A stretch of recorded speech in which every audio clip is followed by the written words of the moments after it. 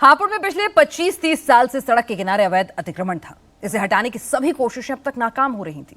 Police और प्रशासन भी लाचार नजर आता था कि तभी हाईकोर्ट का ऑर्डर आ जाता है। पुलिस और प्रशासन एक्टिव होता है। देखते ही देखते 30 साल पुराना अतिक्रमण 30 मिनट में खत्म हो गया। हापुड़ में बुलडोजर एक्शन पर हमारी ये रिपोर्ट देखिए। अवैध अतिक्रमण पर पीला पंजा चल रहा है। एक एक करके अवैध निर्माण को जमींदोज किया जा रहा है। जिन झुग्गी झोपड़ियों को हटाया जा रहा है वो यहाँ पिछले 25 से 30 सालों से बसे थे। यहाँ अवैध कब्जा किया था। अपना आशियाना टूटता देख लोग रो पड़े। पुलिस लोगों का हाथ पकड़कर घर से निकालती दिखी। बुलडोजर एक्शन में किसी भी तरह की कोई दिक्कत न हो इसलिए प्रशासन ने बड़ी संख्या में पुलिस फोर्स की तैनाती कर रखी थी। इसके बावजूद कुछ लोग विरोध करने लगे, जिसके बाद पुलिस ने उन्हें हिरासत में ले लिया। प्रशासन की तरफ से पहले ही घर खाली करने का नोटिस दिया जा चुका था। कुछ लोगों ने घर खाली भी कर दिया था, लेकिन जिन्होंने घर खाली नहीं किया था उन्हें पुलिस ने एक और मौका दिया जिससे उनका कोई नुकसान न हो। जिसके बाद लोग सुबह सुबह अपना सामान हटाते दिखे। ट्रक और ट्रैक्टर के जरिए लोगों का सामान नए ठिकाने तक पहुंचाया गया।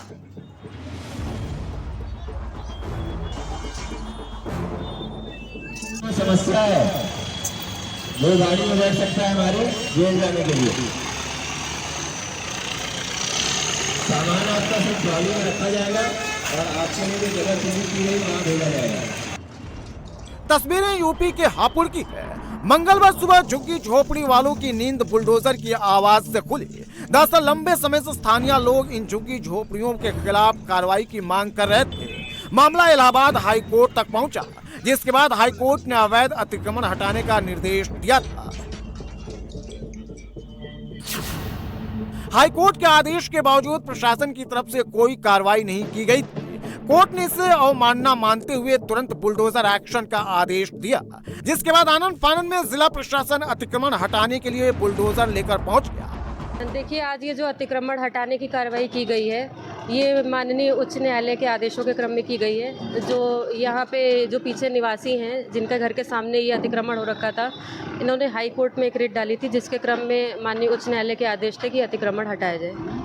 कोर्ट के आदेश पर बुलडोजर एक्शन भले ही अब हो रहा है, लेकिन जिला प्रशासन ने कई बार इन झुग्गियों को खाली कराने के लिए नोटिस जारी कर चुका था।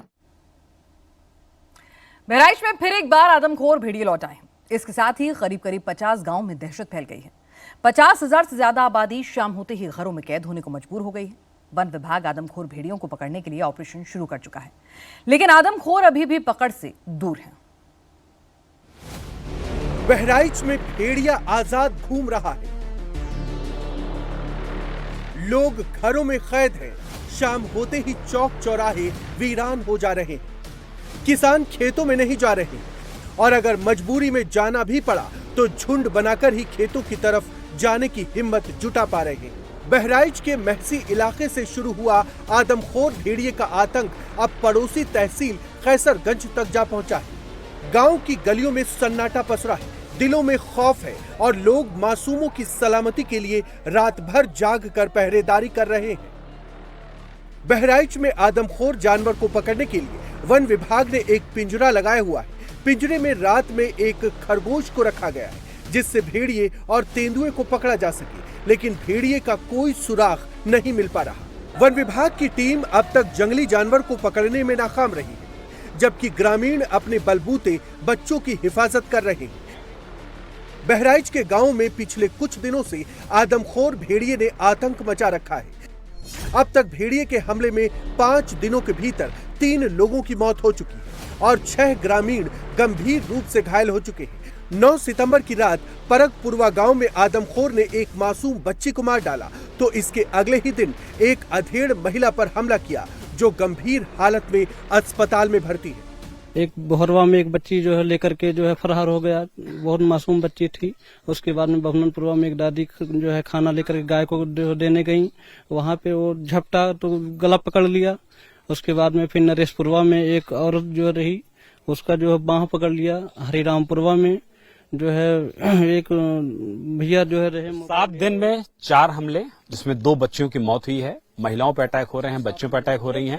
और जिस तरीके से आप ये पूरे खेत के इलाके देख रहे हैं, दरअसल तराई बेल्ट भी है, गन्ने के बड़े खेत भी हैं। और जिस समय यहाँ पर बाढ़ आती है बहराइच के इन इलाकों में, भेड़िया के बारे में कहा जाता है कि वो चूंकि मांद में रहता है, झुंड में रहता है, और जब उसकी मांद को पानी ओवरफ्लो करता है, मांदों में पानी घुस जाता है, तो भेड़िया अपने परिवार के साथ, अपने पूरे लोगों के साथ बाहर निकलता है। और उसके बाद जो महिलाएं, जो बच्चियां उसको मिलती हैं, वो इसी तरीके से फिलहाल उनको निशाना बनाता है। 13 सितंबर की रात बहोरवा गांव का दिल दहला देने वाला मंजर सामने आया। एक मां अपनी बच्ची को गोद में लेकर सो रही थी, तभी भेड़िया घर में घुसा और मासूम को गोद से छीन कर ले गया।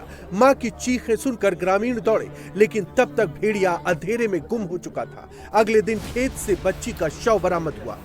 हम इस समय बहराइच के प्रयागपुरा गांव में मौजूद हैं, जहां पर ग्रामीणों की जो मौजूदगी है वो एक बार फिर से जंगली जानवर यानी कि भेड़िया के साए में जीने को मजबूर है। पूरे गांव की अगर बात कर लिया जाए तो ये पूरा इलाका है। आप देखिए कि छोटी बच्ची, 4 साल की मासूम बच्ची अपनी मां के साथ बैठी हुई थी घर के बाहर। हम उस समय घर के ठीक बाहर ही मौजूद हैं और एकाएक यहाँ पर भेड़िया आता है, बच्ची को उठाता है और उसके बाद मां देख लेती हैं, चाचा देख लेते हैं, बच्ची के पीछे पूरे गांव के लोग दौड़ते हैं, जिनके हाथों में उस वक्त भी डंडा था, अभी भी डंडा मौजूद है। लेकिन भेड़िया एकाएक यहां से भाग जाता है, निकल जाता है और बच्ची को बुरी तरीके से न सिर्फ नोचता है बल्कि उसका एक हाथ और एक पांव भी खा लेता है। बच्ची की मौत हो चुकी है।